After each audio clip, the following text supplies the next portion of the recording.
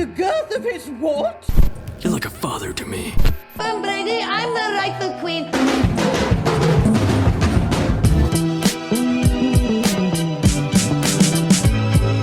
Hey! I love the way it makes me feel inside. What's up, everyone? Adam from FWCI. This is Brewstew School Punishment, and I'm very excited for this.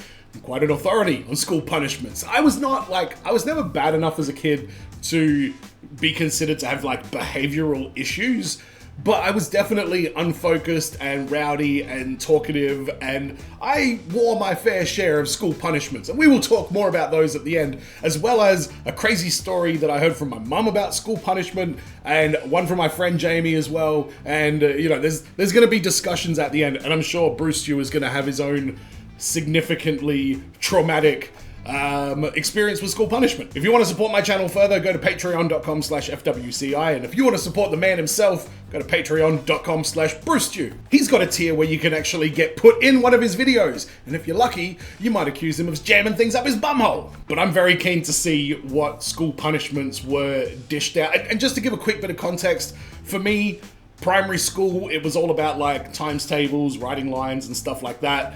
High school, it was mainly about picking up rubbish, or detentions or suspensions and stuff like that. So I had some pretty ho-hum punishments in my day, but let's see what he's got. This is Brewstew School Punishments. All right. Now, I don't know about you guys, but I feel like school discipline these days is a little lackluster. Now, I grew up in the 90s, and by no means am I saying that our school punishments were the worst. I mean, we can't compete with those kids in the 40s that were getting hit with wooden paddles and burned with cigarettes or whatever the hell happened back then.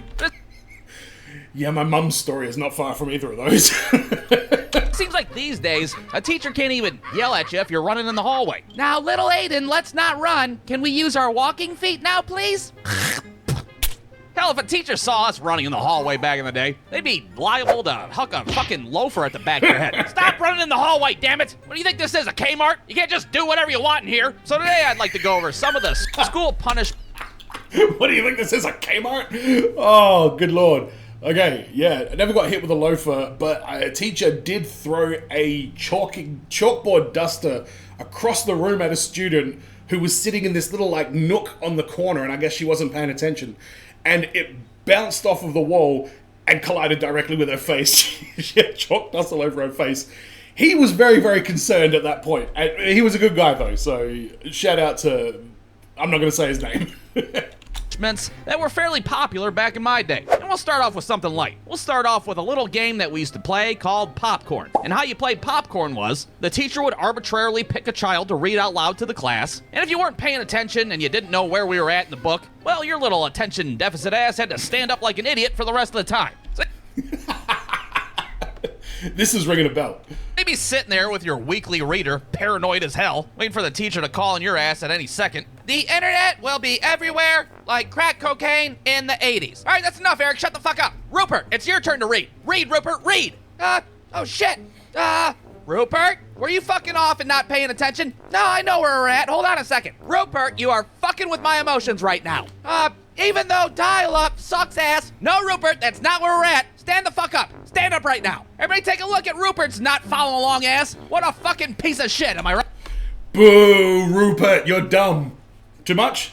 Right? And that was just like a regular thing that we'd do. Just a little public humiliation at 9:30 in the morning. No big deal. Now, another thing that I remember doing a lot back in my day was putting my goddamn head down. Now, I don't know about you guys, but every now and then my entire class would turn into loud, obnoxious assholes, and my teacher would have a fucking meltdown and make us all put our heads down. All right, everybody, let's calm down. We're about to take our geography test. All right, fucking, that's it. Lights off. Put your heads down. Put your goddamn heads down, you bunch of wild animals. What do you think this is, a fucking Kmart? Now you guys will sit there quietly and watch. Why does that line break me every time? What do you think this is, a fucking Kmart? I might have to steal that line. I'm about to react to the Street Fighter animated movie.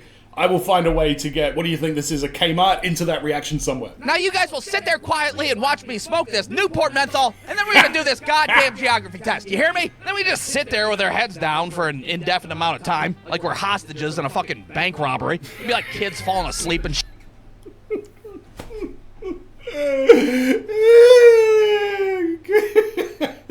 It is what it felt like. It was just this abnormally tense, silent mood that just sat across the room.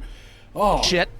Ah, shit, what happened? Are we still being loud little assholes? Now, of course, if our teacher wanted to take it up a notch, she could always option with the good old-fashioned written penalty. And those were especially popular after a heads-down incident because, well, our teacher's nerves were basically shot at that point. Somebody would, like, fucking fart during a spelling test, and she'd be like, "Who was that? Who the fuck is trying to take a shit in my classroom?" "I'm sorry, Mrs. Sanders, it was burrito day at lunch. You get your ass to the chalkboard, and I want you to write, 'I will not shit in class,' 500 times. And then we just continue on with our spelling test like nothing even happened, while Rupert's ass is over by the dusty-ass Windows 95 serving his punishment. All right, the next word is aardvark. Arthur the aardvark is a pussy.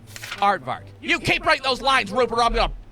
Mrs. Sanders, you are a lot. She's an alcoholic, for sure. When she gets home from the day at school, it is straight into the box of wine, is going to be my guess. That's the cheapest way to get copious amounts of grog, isn't it? Rupert, I'm gonna break my foot off in your ass, you hear me? All right, shit, goddamn. Now, of course, the granddaddy of all school punishments was getting sent down to the principal's office. And one of the dumbest reasons I've seen a kid Deputy principal at my school, and that was way more terrifying than going to the actual principal. get sent down to the office was for calling our teacher by her first name. Now, this was apparently...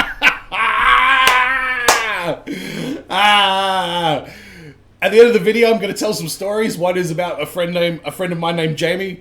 He loved calling teachers by their first names. Did it almost exclusively. a huge deal to everybody back in the day. It's not like it is now, where a kid can be like, "Hey, Rick, can I sharpen my pencil? What the fuck?"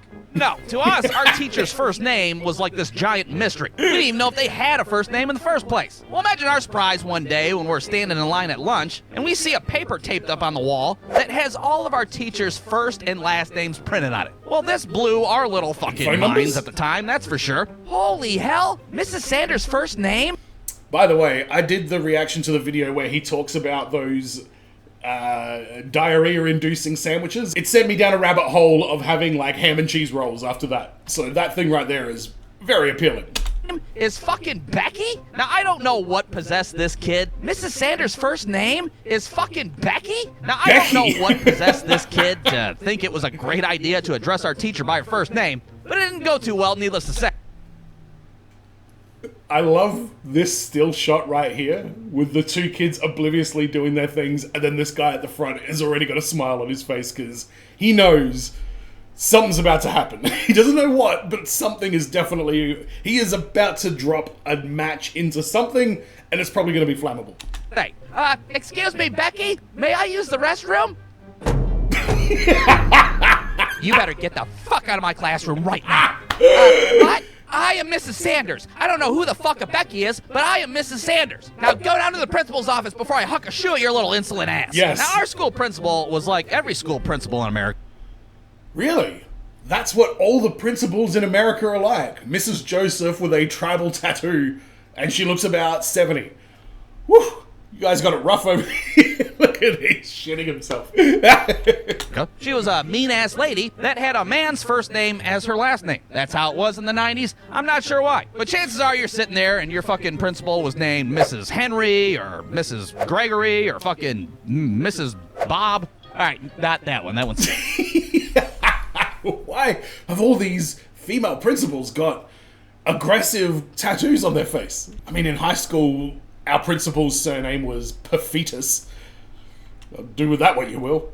Stupid. Anyways, our principal's name was Mrs. Joseph, and she did not fuck around. And when you're in Mrs. Joseph's office, well, you knew your ass was gonna get detention, and you knew her ass was gonna call your parents at some point and be like, "Hey, it's Mrs. Joseph from your kid's school. Hey, did you know your kid's been a little fucking asshole all day long? Yeah, it sucks ass. Can you hit him with a paddle? Maybe burn him with a cigarette? I don't fucking know. That's how I was raised." But the worst thing that she'd make you do is she'd make you go down to the lunchroom and help the lunch ladies clean up. And I have to say, our lunch ladies were massive, fucking scary-ass lunch ladies. Yes. That shit would turn into a scared straight program pretty goddamn quick, let me tell you. What the hell are you down here for? I farted during a spelling test. Oh, so you're a big tough guy now, huh? Well, hold my inside-out pocket, you little bitch. We're gonna mop the lunchroom. Oh, God, she's so hairy and strong. But hey, whatever. It deterred us from making a ruckus, and we fucking held our farts in while we were taking our spelling test, all right?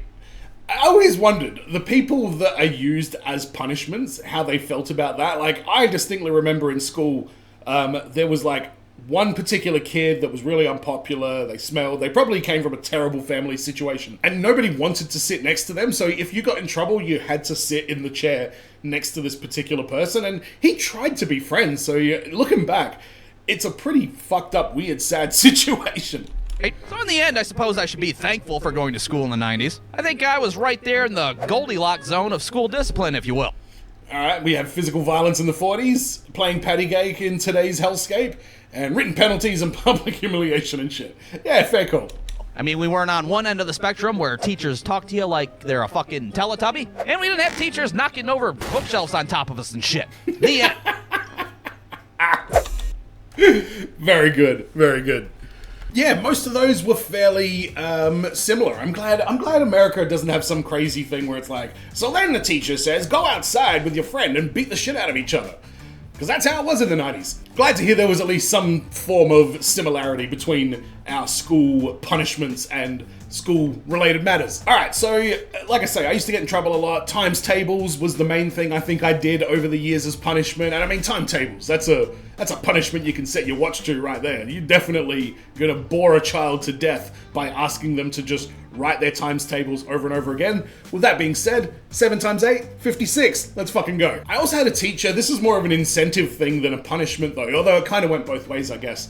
Throughout the year, there would be like a points system on the whiteboard, and you could do things to like earn points and blah, blah, blah, blah, blah. Honestly, now that I think about it, he basically invented virtual currency.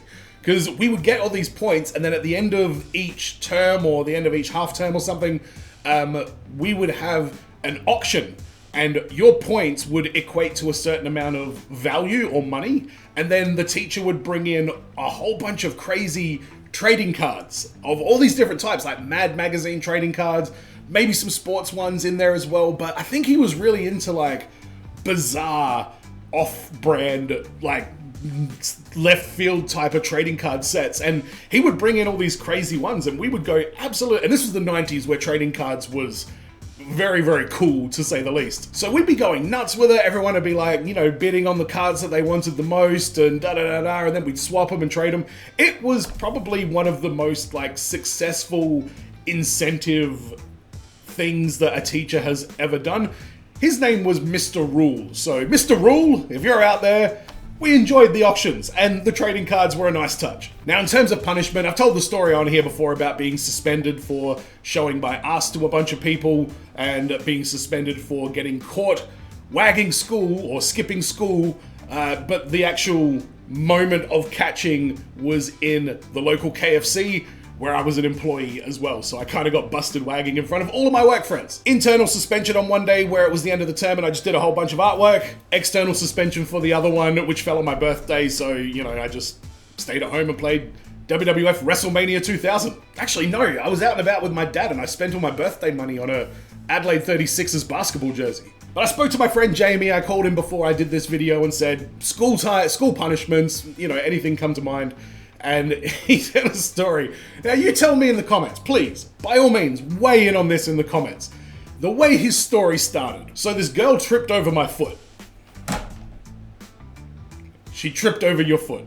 You were sitting there, minding your own business, and then she just ran and tripped. Or did you see her walking and go, I can trip this bitch up, bam, there you go. I'm gonna say it was the latter. But officially, it was an accidental trip. The girl gets up, she kicks him in the leg. The teacher sees this ruckus, takes them both outside, and says, all right, Jamie, you can kick her back once, and then this thing is resolved. So I guess he gave her a kick, and they went back in and continued on with the lesson. And I checked in with my parents as well. My mum, so she went to school in the early 70s, and there was a situation where their skirts had to be a centimeter above the knee, I guess, was the rule. And I think as for every generation, a lot of the girls were like pulling the skirt, like wearing the skirts up higher so that it went and showed more leg. Well, the headmistress at this school, which I believe it was a public school as well, so it brings in a lot of questions for me.